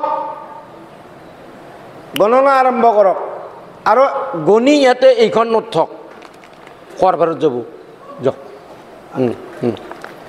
তে ৰাজাই এটা মণি হাতত তুলি লৈছে, তুলি লৈ কৈছে এক এক বুলি কৈ এইখন কাঁহীত থৈছে। তাৰপিছত ৰজাই এটা আৰু মণি লৈছে হাতত, লৈ গৈছে দুই। সন্তই কৈছে ৰ'ব মহাৰাজ, আপোনাৰ হাতত কেইটা মণি আছে? বোলে এটা। তেনেহ'লে দুই কিয় কৈছে? যদি এটাই আছে দুই কিয় কৈছে? তেতিয়া ৰজাই ক'লে বোলে তুমি গণাৰ কাৰণেতো 1 2 3 4 হ'বই। বোলে আচলতে মহাৰাজ এক একেই, বাকী 2 3 4 আমাৰ ভাৱ মাত্ৰ। অজ্ঞানীৰ ভাৱ 2 3 4 5 এনেকে কোটি কোটি বিলিয়ন ট্ৰিলিয়ন কৈ আজিকালি, কিন্তু প্ৰকৃতাৰ্থত এক। ঋগ্বেদে কোৱাৰ দৰে একম সদ্বিপ্ৰা বহুধা বদন্তি অগ্নি ইয়ামং মাতৰিস্যানম মাহু, যে পৰম ঈশ্বৰ পৰম সত্য এজনে মাত্ৰ, বাকীবিলাক কি? ঋষিবিলাকে কৈছে। বোলে সেই এজনে কেনে? বোলে অগ্নি, ইন্দ্ৰ, বায়ু, কিবা কিবি কিবি। একম সন্তং বহুধা কল্পয়ন্তি, সেইটো আছে বেদত মন্ত্ৰ। একম সন্তং বহুধা কল্পয়ন্তি, পৰম সত্য এটাকে নানা ৰূপত কল্পনা কৰে। তো ভগৱান এজনে, বাকী কল্পনা মাত্ৰ। ৰজাক ক'লে, ৰজাই ক'লে মোৰ বিশ্বাস জন্মিছে। বোলে বঢ়িয়া, এতিয়া 2 নম্বৰ প্ৰশ্নটো কওক। বোলে ভগৱান ক'ত থাকে? বোলে এইটো প্ৰশ্নৰ উত্তৰ লাগে যদি আপুনি 1 বাটি গাখীৰ লৈ আহক। গাখীৰ 1 বাটি, বাটি এটাত গাখীৰ অনা হ'ল আৰু সন্তই গাখীৰৰ মাজত এনেকে এনেকে বিচাৰি আছে। ৰাজাই কৈছে যে মুনিবৰ কি বিচাৰিছে আপুনি তাত? বোলে ইয়াত বোলে ঘি থাকে গাখীৰত, মই তাকে বিচাৰি আছো। গাখীৰত বোলে ঘি থাকে, তাকে বিচাৰি আছো। বোলে গাখীৰততো ঘি এনেকে নাথাকে। বোলে কেনেকে? বোলে গাখীৰখিনি দৈ কৰিব লাগিব, দৈ কৰি তাৰ সত তুলিব লাগিব, সৰ সেই মঠিব লাগিব, মঠি তাৰ পৰা যি মাখন লৈ তাক গৰম কৰিব লাগিব, তেতিয়াহে ঘি। বোলে এইটো এটা লম্বা প্ৰচেছ। বোলে তুমি ভগৱানক ইমান সোনকালে তোমাক মই কেনেকে দেখুৱাই দিওঁ? যদি গাখীৰৰ পৰা ঘিটো বাহিৰ কৰোঁতে ইমান দীঘল, তুমি ভগৱান কেনেকে 1 মুহূৰ্তত দেখা পাবা? ভগৱানক জানাৰ কাৰণেও এটা পদ্ধতি আছে। তুমি মোক গুৰু মানা, তুমি মোৰ লগত মই যি ধৰ্ম আচৰণ কৰোঁ তাক অনুকৰণ কৰা, তুমি মোৰ পৰা উপদেশ লোৱা, উপদেশ পালন কৰা, তুমি হৃদয়তে ঈশ্বৰক দৰ্শন লাভ কৰিবা, গেৰাণ্টি আছে। ৰাজাই বোলে বিশ্বাস হৈছে। তৃতীয় প্ৰশ্ন, বোলে ভগৱানে কি কৰে? বোলে কি কৰে যদি মোক লাগে তেনেহ'লে তুমি প্ৰথমতে মোক 1 দিনৰ কাৰণে ৰজা বনোৱা। ৰাজাই ক'লে ঠিক আছে। সন্তজনক ৰাজঅভিষেক কৰা হ'ল আৰু সিংহাসনত বহুৱাই দিছে। দিয়াৰ লগে লগে ৰজাক কৈছে, ৰজা ইয়াতে বহা, মাটিত। মাটিত আন চাকৰ বাকৰৰ লগত। বোলে মহাৰাজ গম পাইছে? বোলে কি? ভগৱানে কি কৰিব পাৰে? বোলে কি? এনেকে এজন দীন দৰিদ্ৰ ৰজা আৰু ৰজাক দিন দৰিদ্ৰ বনাব পাৰে। এতিয়া যদি মই এই সিংহাসন এৰি নিদিওঁ, তুমিতো দিন দৰিদ্ৰ, তোমাৰ কি আছে? তোমাৰ একো নাই। ঈশ্বৰে যি ইচ্ছা তাকে কৰিব পাৰে। ঈশ্বৰে যি ইচ্ছা তাকে কৰিব পাৰে। সেইকাৰণে ভকতে মানে যে যি ঘটি আছে ঈশ্বৰৰ ইচ্ছাত, যি ঘটিব ঈশ্বৰৰ ইচ্ছাত। সেইকাৰণে আমি কি কৰিব লাগে? হে মায়া তৰি বাৰক সুগময় পায় ও যাক ধৰি অজ্ঞ হবে সুখে তৰি যায় কৃষ্ণৰ চৰণে লৈয়া একান্ত শৰণ সাধু সংগে কৰে যিটো শ্ৰৱণ কীৰ্তন গম পাইছে ইয়াতকে আৰ সহজ ধৰ্ম নাই আই কিন্তু আমি কোনোৱে ধাৰণ কৰা মাধৱদেৱ মহাপুৰুষ শংকৰদেৱ গুৰুজনাক লগ পাই যদি আঙুঠি পিন্ধোৱা ছোৱালীজনীক মিছাকৈ আঙুঠিটো উলিয়াই আনিব পাৰে কি বুলি কৈছিল যে মোৰ লগত যদি বিয়া হয় তেনেহলে ক'ত যাব লাগিব ম্যানমাৰত তেতিয়াৰ ব্ৰহ্মদেশ তাত মানে মাধৱদেৱৰ যি সতীয়া ভায়েক দামোদৰ আছে কাৰণ দেউতাকে ইয়াৰ পৰা ব্ৰহ্মদেশ পাইছিল ব্ৰহ্মদেশত বিয়া কৰা এটা সন্তান আছে দামোদৰ তেতিয়া কৈছে মই বিয়া কৰালে মই তাত যাব লাগিব কইনাৰ বাপেকে বোলে মোৰ ছোৱালীটোক ব্ৰহ্মদেশত পঠত কৰি ঠিকে আছে যে বাপা লৈ যা আংঠিটো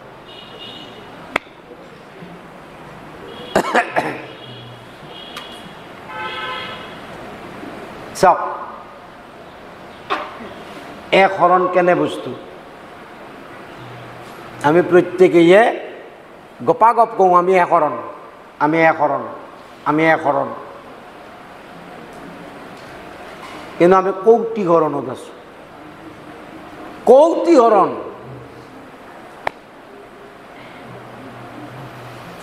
ইয়াতে কৈ আছে কৃষ্ণৰ চৰণে লৈয়া একান্ত হৰণ এক আৰু অন্ত এক কৃষ্ণ বিনে মোৰ একো ভাৱ নাই তাৰ নাম একশৰণ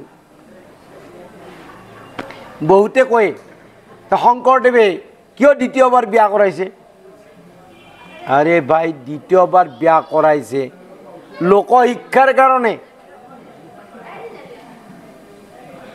তেওঁৰ সন্তানে দেখো জগতক কল্যাণ কৰিছে আমাৰ সন্তানে কি কৰে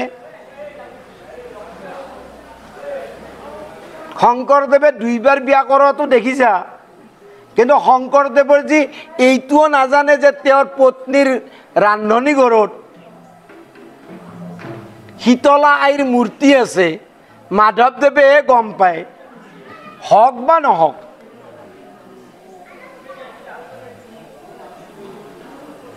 আৰে তেওঁ আছে গৃহত কিন্তু গৃহ তেওঁৰ নাই সংহাৰত আছে সংহাৰ তেওঁত নাই আমি কি বোলে আমি সংহাৰতে আছো আৰু সংহাৰ মতে আছে যেতিয়ালৈকে সংহাৰ মত আছে তেতিয়ালৈকে মই একান্ত হৰণ নহয় হৈ বাহ্যিক দৃষ্টিত মই আন্ন দেৱদেৱী নামানো একদম সত্য বাহ্যিক দৃষ্টিত মই কৰ্মকাণ্ড নকৰো একদম সত্য কিন্তু মোৰ ইন্দ্ৰিয় বৃত্তিবিলাক এতিয়াও আসক্ত হৈ আছে ক'ত মায়াময় জগতত এৰা মই যে অলপ আগতে কৈছোঁ যে কোনোৱে একান্ত সাধু এজনৰ সংগত যেতিয়ালৈকে ভাগৱত শ্ৰৱণ কীৰ্তন নকৰে তেতিয়ালৈকে জগতত প্ৰচাৰৰ কাৰণে যোগ্য নহয় প্ৰথম হ'ল শ্ৰৱণৰ পিছতহে কীৰ্তন সেইকাৰণে সেই ল'ৰাটোক কৈছোঁ যে তুমি পঢ়বা পাৰবা কিন্তু ব্যাখ্যা নিদিবা কিয় ব্যাখ্যা দিয়াৰ লগে লগে ভাগৱত ইমান সহজ শাস্ত্ৰ নহয় ইয়াৰ তত্ত্ব কি পায় যে সেইজন যিসকলে অলপ কিঞ্চিত কিবা বুজি পায় তেওঁসকলে এই লাইনৰ বাহিৰত নাযায় কেতিয়াও নাযায় ইয়াত যি লিখা আছে তাকে মাত্ৰ ব্যাখ্যা কৰা যায় আৰু অন্য একো ব্যাখ্যা নকৰে সাধু সংগে কৰে যিটো শ্ৰৱণ কীৰ্তন তেওঁ কি কৰিব পাৰে মায়াক তৰি যাব পাৰে সাধু সংগত যিয়ে শ্ৰৱণ কীৰ্তন কৰে সেইসকলে মায়াক তৰি যাব পাৰে হে তাৰ কিছু কিছু কৰি মায়া হয়ে ক্ষয় সংহাৰ তৰয় তাক জানিবানি ছয় কিছু কিছু কৰি তাৰ মায়া ক্ষয় যায় আৰু শেষত সংহাৰ তৰিব পাৰে হে ৰাম কৃষ্ণ খেলোৱা বিনে মায়া নিস্তাৰণ নাই কেৱল ভক্তি হিয়াতি মায়া কৰে ঠাই একমাত্ৰ যদি ঈশ্বৰত ভক্তি কৰা যায় তেতিয়াহে মায়া দূৰ হ'ব এইটো জানিল এতিয়া আমি বহুতে কম কি কৰবি বাপা মায়াত আছো মায়াই আমাক বান্ধি আছে মায়াই আপোনাক বান্ধি দেখা নাই আপুনি মায়াক ধৰি আছে আমি ধৰি আছো মায়াক মায়াই আমাক এৰি যাব খোজে কিন্তু আমি ধৰি আছো নহলে ইমান একমাহ ভাগৱত শুনাৰ পাছত আৰু মায়া থাকে না নাথাকে কিন্তু আমি মায়াক কপ কপকে ধৰি আছো এজন সাধুৰ আশ্ৰমত এজন ভকত আছিল ভকতটোই সদায় কয় क्या करेंगे प्रभु गुरुदेव क्या हुआ माया माया क्या की माया माया बोले हो माया माया मुझे बांध कर रखा है साधु कैसे बुर्बक मायाय काको नाबांधे तुई मायाक धरि आছা तई যদি माया दिसक যদি ভজা मायाय किय থাকিব নাথাকে तई माया दिसक ভজা নাই এই কারণে माया তোর তাত আছে এদিন ৰাস্তাইদি গৈছে সাধুজনে আম গাছ এডালত হাবত মাৰি ধৰি গৈছে দেখছো চোৱাছো গছ জপাই মোক এৰি নিদিয়ে গছ জপাই মোক ধৰি আছে মোক এৰি নিদিয়ে শিষ্যকেইটা আচৰিত হৈছে গছে আৰু কাক ধৰে গছে তো কাকো নধৰে কৈছে গছে যেনেকে নধৰে মায়াইও তেনেকে নধৰে কাক ধৰে বোলে যিয়ে মায়া দিছক নবজে যিয়ে ঈশ্বৰ কৃষ্ণক নবজে সেই সকলক মায়াই ধৰে ইয়াতে তাকে কৈ আছে কৃষ্ণ সেৱা বিনে মায়া নিস্তাৰণ নাই হে ৰাম মুৰাৰীৰ গুণ হব যিজনে শুনয় এতেকে সমস্তে তাৰ দুখ দূৰ হয় ভগৱানৰ জন্ম কৰ্ম গুণ যশ লীলা যিয়ে শ্ৰৱণ কীৰ্তন কৰে তাৰ দুখ নাইকিয়া হয় আৰু এইটো নিশ্চিত সত্য ঘটনা আৰ যেবে কৃষ্ণ সেবাৰ এ মিলিল মনত হে ৰাম তেবে তা সম্বাৰ মুই কি কইব মহত আৰু যাৰ কৃষ্ণ কথাত যিয়ে ৰস প্ৰাপ্তি কৰিল যিয়ে এবাৰ তাত ডুবিল মজিল দেৱৰ কথা কি ক'ব আপুনি নিগম কল্পতৰুৰ গলিত ফলম ভাগৱত কি নিগম কল্পতৰু বৃক্ষ বেদৰ কল্পতৰু বৃক্ষ যি বিচাৰে তাকে পাব আপুনি কাকো বুজিব নালাগে মাত্ৰ কৃষ্ণক ভজক সকামভাৱে ভজক আৰম্ভ কৰক প্ৰভু মোক পুত্ৰ লাগে প্ৰভু মোক ধন লাগে প্ৰভু মোক টকা পইচা লাগে যি লাগে কক কৃষ্ণক ভজক শেষত এটা সময়ত ভগৱানে আপোনাক নিষ্কামক লগি লৈ যাব সকামৰ পৰা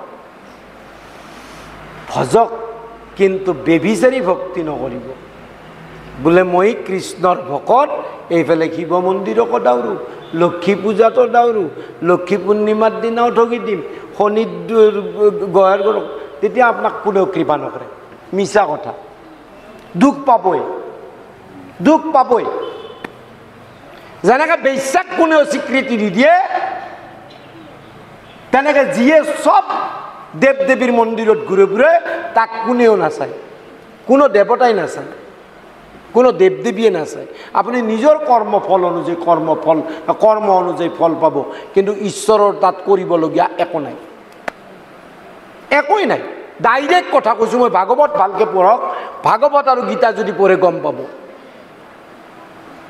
এজনক ভজক, এক কৃষ্ণক ভজক, আপোনাৰ সৰ্বত প্ৰকাৰৰ মংগল হ'ব। কিন্তু কৃষ্ণ বিনে যদি আন দেৱতাক যদি ভজি ফুৰে একেলগে, তেনেহ'লে আপোনাৰ কেতিয়াও কল্যাণ নহয়, গেৰাণ্টি লিখি দিব পাৰোঁ মই। বোলে মই অমুকৰ দুখ হৈছে, বোলে সেইটো তেওঁৰ পূৰ্বজন্মৰ কৰ্মফল। যিদিনা কৰ্মফল শেষ হ'ব, সেইদিনা তেওঁৰ এনেকুৱা হ'ব পূৰ্বজন্মৰ পাপ আৰু এই জন্মৰ পাপে গপা মাৰি ধৰে, গবা মাৰি ধৰে, গবা মাৰি ধৰে। পৰম পুণ্যৰ ফলত মনুষ্য জন্ম পাই হৰিক নভজি আত্মঘাতী নহ'ব, কেৱল কৃষ্ণক ভজক। আৰু যদি আপোনাৰ অমংগল হয় মোক ক'ব। ভাগৱতৰ মতে কৈছোঁ মই যি কৈ আছোঁ ভাগৱত সন্মতভাৱে কৈ আছোঁ। ভাগৱতে কৈছে বোলে এক কৃষ্ণক ভজক, যদি অমংগল হয় মোক ক'বা। ভগৱান ইয়াতে আছে, যিসকলে কৃষ্ণক একান্ত শৰণ লৈ ভজে, ঈশ্বৰে তেওঁলোকক কৃপা কৰে। কিন্তু ইয়াতে থাকিও কৰ্মত বিশ্বাস যাৰ, ইয়াত থাকন্ত হৰি আতিশয় দূৰহন্ত তাৰ। ভগৱান থাকিও নাই, কিয়? বোলে সমস্ত মায়াময় কৰ্মত আপুনি বিশ্বাস কৰি আছে, নহ'ব, একো কামত নাই। এই একমাহ ভাগৱত শুনব, যদি শ্ৰদ্ধা কৰে অন্য কিবা পুণ্য এটা হ'ব, তাৰ এটা ফল প্ৰাপ্তি হ'ব। সেই ফলটো ভোগ কৰিব লাগিব যদি বেবিচাৰী হয়। কিন্তু অব্যবিচাৰীসকলে যদি একান্ত মনে যদি শ্ৰৱণ কৰে, তেওঁলোকৰ ফিক্স ডিপজিট হ'ব। সধৰ্ম কতে যি ভজে কৃষ্ণক সম্প্ৰতি, তাত প্ৰেম পূৰ্ণ যেবে নভৈল ভকতি। অব্যবিচাৰী হৈ যদি এই একমাহ ভাগৱত শ্ৰৱণ কীৰ্তন কৰে, তেওঁৰ যদি প্ৰেমপূৰ্ণ ভক্তিও নহয়, যদি ভ্ৰষ্ট গইলা বা অল্পতে গইলা প্ৰাণ, তথাপি জানা নাহি তাৰ কল্যাণ। কিন্তু যদি বেবিচাৰী ভক্তি কৰা ব্যক্তি হয়, তেনেহ'লে তেওঁ নিজ কৰ্ম অনুযায়ী ফল পাব। হ'ব, গতিকে কথা হৈছে কি, আপোনালোকে যিহেতু সত্ৰত আহে, সত্ৰ মানে হৈছে, কোনে কৈছে? ভট্টদেৱে, যত্ৰ চৰন্তি গায়ন্তী ভক্তাহা, য'ত নিৰন্তৰ ভগৱানৰ গুণ যশ লীলা শ্ৰৱণ কীৰ্তন কৰে, তাৰ নাম সত্ৰ। ভট্টদেৱে দিছে এই সূত্ৰ। গতিকে সত্ৰৰ যদি অধীনত আহিছে, তেনেহ'লে অন্য দেৱ দেৱীৰ প্ৰশ্ন হ'বই নোৱাৰে, কৰ্মকাণ্ডৰ কথা হ'বই নোৱাৰে। কিয় নোৱাৰে? ষষ্ঠ স্কন্ধত কৈছে কৰ্মকাণ্ড ৰাখিৰ অন্ত অজ্ঞানীৰ পদে। যিসকল অজ্ঞানী লোক তাৰ কাৰণেহে কৰ্মকাণ্ড। আৰু যদি কোনোবাই কৰ্মকাণ্ড কৰিছে, এইকাৰণে 1 বছৰ বন্ধ। কৰ্মকাণ্ড কৰাবিলাকে নামঘৰো আহিব নোৱাৰে, 1 বছৰ বন্ধ। কিমান অজ্ঞানতা, কিমান অজ্ঞানতা, সাংঘাতিক অজ্ঞানতা, সাংঘাতিক অজ্ঞানতা, তাতকৈ অজ্ঞানতা আৰু নাই।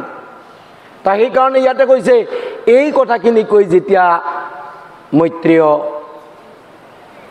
মনে মনে থাকিল, পৰীক্ষিত মহাৰাজে দ্বিতীয় স্কন্ধত শুকৰ আগত যি প্ৰশ্ন কৰিছিল, বিদুৰেও মৈত্ৰেয়ক সেই একে প্ৰশ্ন কৰিছে। আৰু বিদুৰে পুনৰ প্ৰশ্ন কৰিছে, হে গুৰুদেৱ, তোমাৰ বাক্যৰ দ্বাৰা মোৰ কি হ'ল? সমস্ত সংগই ছেদ হ'ল, সমস্ত সংগই ছেদ হ'ল। কিমান পুণ্যৰ ফলত তোমাৰ আজি সংগ পাইছোঁ, আৰু তোমাৰ সদৃশ যি ভাগৱত আনকালে কেতিয়াও শুনা নাই। গতিকে হে প্ৰভু, হে গুৰুদেৱ, তুমি মাত্ৰ মোক কৃপা কৰা, যাতে গোবিন্দত মিলে প্ৰেমৰতী আৰু কৃতকৃত্য হৈ মই কি পাওঁ?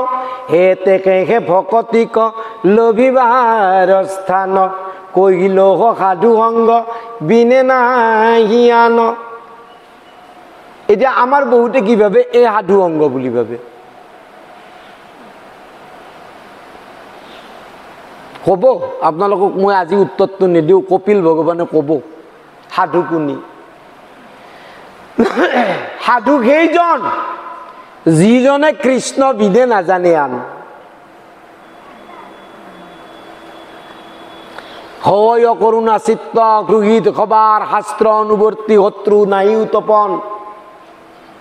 মোহত একান্তভাৱে ভকতি গৰন্ত, মোৰ প্ৰীতি অৰ্থে পুত্ৰ ভাৰ্যা এৰিলন্ত। মোৰ সুমংগল কথা কহন্ত গুণন্ত, মোত মন দিয়া তাপ হবে এৰাৱন্ত। সেই সাধুৰ সংগ প্ৰাৰ্থিবা সদায়। কপিল ভগৱানে কৈছে আই তেনে সাধুৰ সংগ প্ৰাৰ্থনা কৰিবা।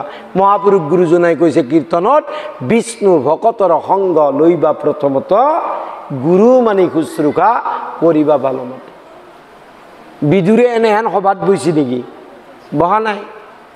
পৰীক্ষিতে এনেকুৱা সভাত বহিছে নেকি? বহা নাই।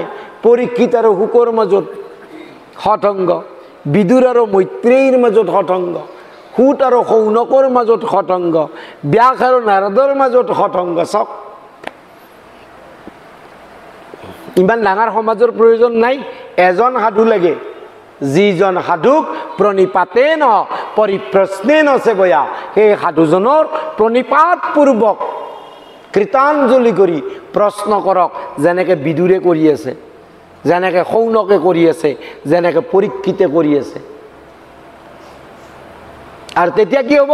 সেই সংচ্ছেদ কৰি আপুনিও মায়াৰ পৰা পৰিত্ৰাণ পাই পৰীক্ষিতৰ দৰে ব্ৰহ্মজ্ঞান প্ৰাপ্তি হ'ব, ঈশ্বৰ হৃদয়তে প্ৰকাশিত হ'ব।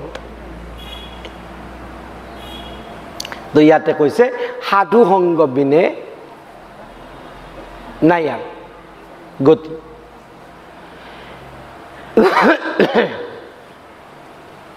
ইয়াৰ পিছত এতিয়া প্ৰশ্ন কৰিব পদ্মকল্প সম্পৰ্কে। ব্ৰহ্মকল্প গ'ল, ব্ৰহ্মকল্পত তিনি পুৰুষ আমি পালোঁ। কাৰণোদকচাই বিষ্ণু, গৰ্ভোদকচাই বিষ্ণু আৰু ক্ষীৰোদকচাই বিষ্ণু, তিনিজন পালোঁ। তাৰপিছত ইয়াতে আপোনালোকে পাব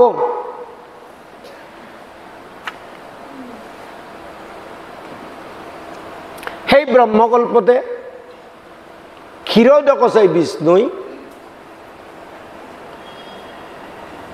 সৃষ্টি পৰিচালনা কৰাৰ কাৰণে তিনি গুণে তিনি ৰূপ ল'লে। ব্ৰহ্মা বিষ্ণু মহেশ্বৰ, ব্ৰহ্মা বিষ্ণু মহেশ্বৰ তিনি গুণে তিনি ৰূপ হ'ল। আৰু যেতিয়া তিনি ৰূপ হ'ল তেতিয়া তিনিওজনে কোনেও কাকো নবলে ককা, চবৰে দাড়ি চুলি বগা। বিষ্ণু একমুখে, ব্ৰহ্মাই একমুখে, মহাদেৱে একমুখে, তিনিও কাৰো লগত কথা নাপাতে। নাৰায়ণৰ বিৰাট হাঁহি, ইহঁত তিনিটাক মই কিয় সৃষ্টি কৰিলোঁ, কি কাম হ'ব? তিনিওটাই দেখোন একো কথাই নাপাতে।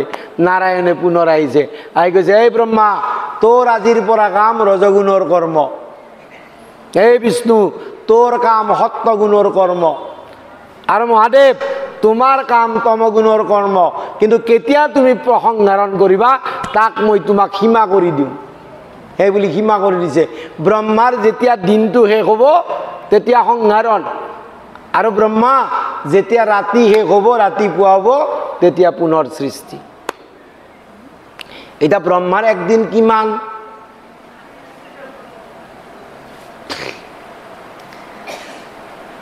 কলিৰ যুগ 4,32,000, দাপৰ যুগ 8,64,000, ত্ৰেতা যুগ 12,96,000, সত্য যুগ 17,28,000।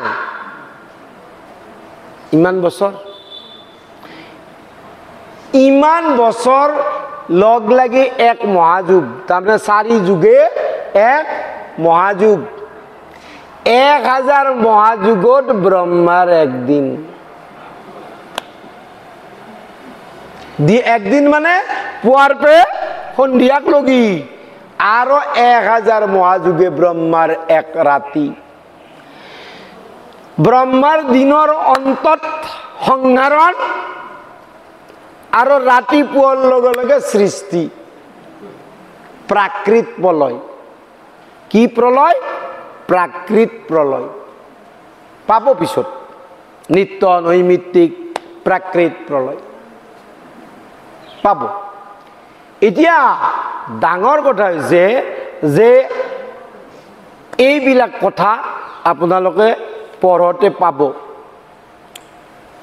তিনিওজনকে যেতিয়া দিলে দায়িত্ব, এতিয়া আমাৰ বহুতে কয়, সেইদিনা এটাই মোক ফেচবুকত গোটে বাৰে বাৰে কৈ আছে, কৃষ্ণ আৰু হৰৰ মাজত পাৰ্থক্য নাই, একেইয়ে। তত্ত্বটো হয়ে, তত্ত্বটো সঁচা কথা।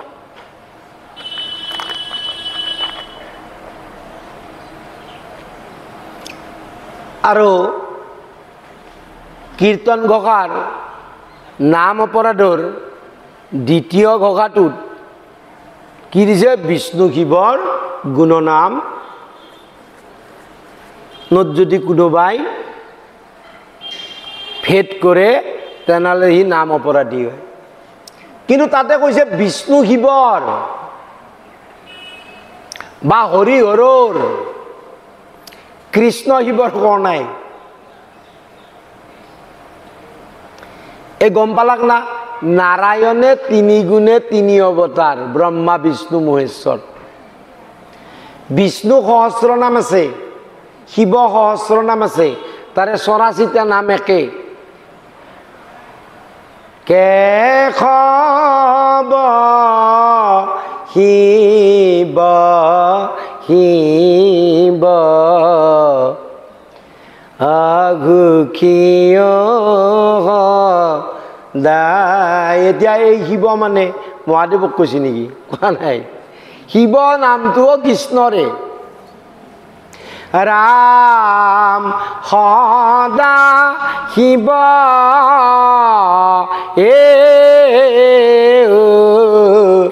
ৰাম সদায়, সদা শিৱ মহাদেৱ নেকি? ভগৱানৰ নামে সদাইব, যজ্ঞেশ্বৰ ভগৱানৰে নাম। সেইকাৰণে প্ৰথমতে মহাপুৰুষে সংহৈছেদ কৰি থৈছে, জয় জয় কৃষ্ণ কৃপা ময় মহেশ্বৰ, হেজাৰ আজ্ঞা শিৰে বহে ব্ৰহ্মা হৰি হৰ। প্ৰথমতে দি থৈছে। হৰি হৰৰ ভিন্নতা নাই বুলি যদি কয় মই মানো। কেনে অৰ্থত? বোলে হৰি আৰু হৰ নাৰায়ণৰ গুণাৱতাৰ, ৰাইট। কিন্তু যদ্যপি তিনিও সন্ত ভজনীয়, যদিও হৰি হৰ ব্ৰহ্মা তিনিওজন ভজনীয় হৈ ইয়াতে ভাগৱততে পাব, বিষ্ণুতেহে ভকতৰ সিদ্ধি লাভ হয়। ভকতে ক'ত পায়? বিষ্ণুক ভজিলেহে সিদ্ধি লাভ হয়। গতিকে বিষ্ণুহে আমাৰ ভজনীয়। ইয়াতে আছে, ভাগৱততে আছে সিদ্ধান্তবিলাক। মাত্ৰ আমি কি আমাৰ তোমাৰ কি আৰ জন্মদিন খাওয়া ভাগৱতহে আমাৰ, পিতৃ মাতৃ তিথি খাওয়া ভাগৱতহে আমাৰ, জন্মদিন খাও তিথি খাও ভাগৱত। খাওঁতো আমি নপঢ়ো না ভালকে গুৰকে।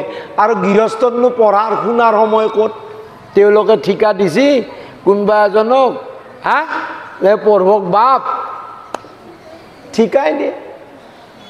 সব যোগাৰ চগাৰ দিছোঁ, আপোনালোকে পঢ়ক, নাম কীৰ্তন কৰক। আমি আৰু ব্যৱস্থা কৰি আছোঁ, কি বোলে এই কি দিয়ে দিয়ক, এইবিলাক পুৰি, তাৰপিছত আৰু কি ঘুগনি, এইবিলাক বানাই আছোঁ আমি। বহুত আছে যোগাৰ, আপোনালোকে মাত্ৰ কৰক। ঠিকাটো দিছি ভকতে বোলে ঠিকে আছে। আমাৰ ভাগৱত হ'ল ল'ৰা ছোৱালীৰ জন্মদিন খাওঁ ভাগৱত আৰু আই পিতাৰ তিথি খাওঁ ভাগৱত। কাৰো সময় নাই, পঢ়ন্তাজনেৰও সময় নাই আৰ মাতা নিমন্ত্ৰণ কৰা জনেৰও সময় নাই। নিয়মটো কৰব লাগে, আমি নিয়ম কৰি আছো। কিন্তু সঁচাকে যদি ভাগৱত শুনে, বেছি নহয় একবাৰ যদি ভাগৱত শুনে, আপনাৰ জীবনত আমূল পৰিবৰ্তন হব গোটেইখিনি যদি শুনে। গতিকে ইয়াতে কৈছে হে ৰাম,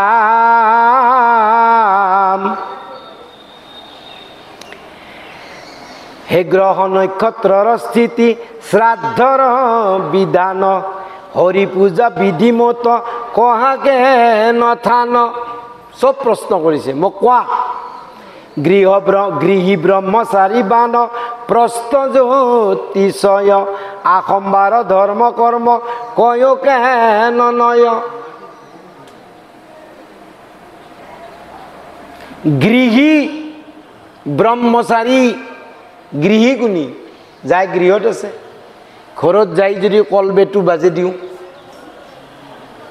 দৰ্জাখন খুলি কোননো সেইজন গৃহী, তাৰমানে সেই ঘৰটো তেওঁৰ। মই ৰাস্তাইদি গৈ আছো, কোনোবাই পিছৰ পৰা মাতে এইজন কোনে, মই পিছমুখ চাওঁ, মইহে অমুক, তাৰমানে মই এই ঘৰটোৰ গৃহস্থ, মই গৃহী। সেইকাৰণে একাদশ স্কন্ধত ভগৱানে উদ্ধৱক কৈছে এইটোহে গৃহ, এইটোহে গৃহ। যেতিয়ালৈকে ভকত হোৱা নাই সেইটো গৃহ, যেতিয়া ভকত হৈ যাব এইটো গৃহ।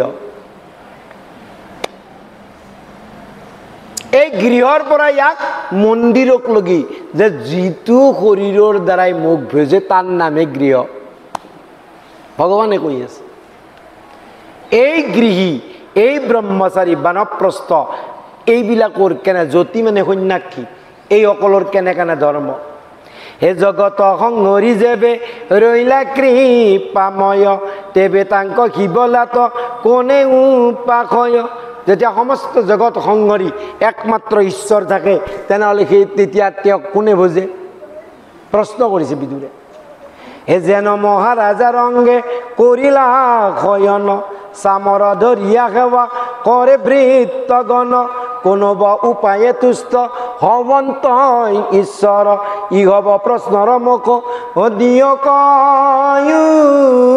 উত্তৰ। বহুত প্ৰশ্ন, এই প্ৰশ্নৰ উত্তৰ মৈত্ৰেয়ই বিদুৰক দিব। সেই কথা কোনে শুনি আছে? পৰীক্ষিতে। কাৰ পৰা? শুকদেৱৰ পৰা। শুক আৰু পৰীক্ষিত সংবাদ কোনে শুনি আছে? শৌনকতে। কাৰ পৰা? সুতৰ পৰা। আমি কাৰ পৰা পাইছো?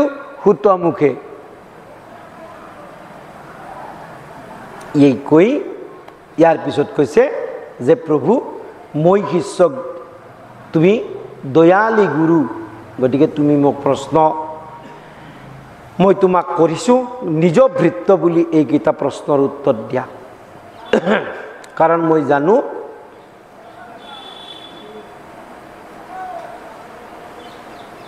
হৰিভক্তি সম আন একো নাই, হৰিভক্তি সম আন একো নাই। এতেকে কৃষ্ণৰ কথা কহিওক বাপ, হেনবা আমাৰ ইটো খণ্ডে মহাতাপ। হে ৰাম হে নিগদতি শুক গুণা, অভিমন্যু সুত এমনে বিদুৰ প্ৰশ্ন কৰিলা বহুত। শুনি আনন্দিত ভৈলা মৈত্ৰেয় মহন্ত, প্ৰশংসিয়া সাক্ষী বিদু ৰকবুলিলন্ত। ইয়াৰ পিছৰ অধ্যায়ত ক'ব, হে ৰাম শুনাই এক মনে সাধু সভাসদ যত, পৰম বান্ধৱ ইটো মহাভাগৱত। পৰম বান্ধৱ। কিয় পৰম বান্ধৱ? বোলে বাকী চব সংহাৰ পুত্ৰ পতি পত্নী ইষ্ট কুটুম্ব ধন মান সন্মান চব পৰি থাকিব, কোনেও লগত নাযায়, কোনেও নাযায়। কিহে যাব? ভাগৱত কথা, হৰিৰ নাম মাত্ৰ লগত যায়, মাত্ৰ হৰিৰ নাম। গতিকে এই ভাগৱত কি বোলে? ভগৱানৰ নিৰ্মল চৰিত্ৰ। নাৰদে ব্যাসৰ দ্বাৰা প্ৰকাশ কৰাইছে। গতিকে এই কথা যদি শুনো, ইহে পৰম বান্ধৱ, ইয়াত পৰাৰ পৰম বান্ধৱ নাই। আৰে ভকতৰ ধন ইয়াত পৰিয়ান নাই, এতেকে সদায় লোৱা খেলা নোজোৱাই। ভকতৰ চিত্ত বৃত্ত অধিষ্ঠাতা একমাত্ৰ কৃষ্ণ, আৰু ভাগৱত কৃষ্ণত পৰ অন্যত্ৰ নহয়। মনত ৰাখিব, ভাগৱত আৰু কৃষ্ণৰ মাজত পাৰ্থক্য নাই। তেন অয়ম বাংময় মূৰ্তি প্ৰত্যক্ষাত বৰ্ততে হৰে, মই কৈছোৱে, সাক্ষাৎ ভগৱানৰ বাণীময় মূৰ্তি। গতিকে ভগৱান আৰু ভাগৱতৰ মাজত ভাগৱত কি বোলে? যাক ভগৱানে কৈছে, আৰু য'ত ভগৱতম উদিত য'ত হয় তাৰ নাম ভাগৱত, আৰু যাক ভগৱানে কৈছে সেয়া ভাগৱত। আৰু যাক কি হয় বোলে? ভগৱান উদিত হয়, সেয়ে ভাগৱত।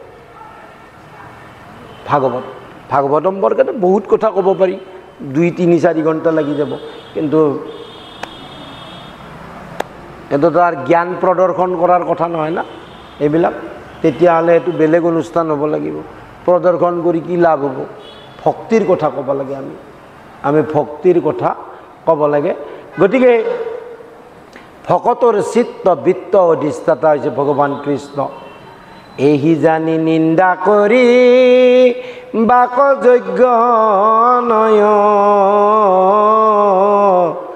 হে জাত পূৰ্ব সাধু হবি এমনে কৰ। নমো নমো ইষ্ট দেৱ নন্দৰতনয়, মোক নিজ দাস বুলি ধৰা কৃপা ময়। মোৰ ইটো মন শত্ৰু মাতংগ পৰায়, তজু কীৰ্তি গংগোদকে মজু কহ দায়। মজি আৰু শোক বৈষ্ণৱ বৰ প্ৰসংগত, এহি মানে প্ৰাৰ্থময়ী তজু চৰণত। নিৰৱধি বদনেৰ শোক গুণ নাম, কৰজোৰ কৰ দেখি বোলা ৰাম ৰাম। ইয়াৰ পিছত ভগৱানৰ নাভি কমলৰ পৰা পদ্মকল্প আহিব, ব্ৰহ্মাৰ সৃষ্টি। বৰ সুন্দৰকৈ হ'ব, বুজি পাব। বৰ সুন্দৰ এইখিনিও। ব্ৰহ্মাই যি ভগৱানক স্তুতি কৰে, ভগৱানে যে বৈকুণ্ঠ সমন্বিতে আহি ব্ৰহ্মাৰ সন্মুখত উপস্থিত হৈ, আৰু ব্ৰহ্মাই শেষত কয়, প্ৰভু মই সগুণ নিৰ্গুণ একো নাজানো, সাকান নিৰাকাৰ একো নাজানো, তুমি যি ৰূপত দৰ্শন দিছা এই ৰূপটোকে মই সদা সৰ্বদা, ই সাকান না নিৰাকাৰ মই নাজানো, ই সগুণ না নিৰ্গুণ। বহুত লোকে সগুণ নিৰ্গুণ সাকান নিৰাকাৰ ইয়াক লৈ কাজিয়া কৰি মৰে, কিন্তু মই এই ৰূপটোকে তোমাৰ সদা সৰ্বদা উপাসনা কৰিম। হে নিৰৱধি বদনেৰ শোক গুণ নাম, কৰজোৰ কৰ দেখি বোলা ৰাম ৰাম হৰি ৰাম, ৰাম ৰাম ৰাম অপৰাধ বিনাশন তোজ নাম নাৰায়ণ জানি নামে পখিলো হৰণে আনগতি নাহিকে মৰণে অপৰাধ ক্ষমা কৰি তুমি দয়াশীল হৰি মোক ৰক্ষা কৰিও শৰণ ৰাম মোক ৰক্ষা কৰিও কৃপাৰ সাগৰ দৈৱকী নন্দন পুৰিও মনৰ কাম ভকতৰ সংগ সদানুগোচক মুখে আগু ননা রাম মুখে আগু आओ हरि आओ राम कृष्ण शंकर गुरु हरि राम राम